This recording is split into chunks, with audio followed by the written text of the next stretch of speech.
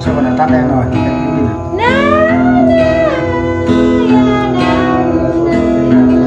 Con thao hiện tại tập ấy là nó cho ai rồi hả? Thay luôn. Buộc cái đi. Cái người làm ăn người cầm đi luôn đó. Hả? Con trai hả? Thôi ta cả tơ Cái tơ tên này. buộc cái này nó đó. Ok, nó phải đọc đi nhau này này. Rồi rồi, coi đi. Bé thôi. Con này tỉnh rồi. Về nó nói.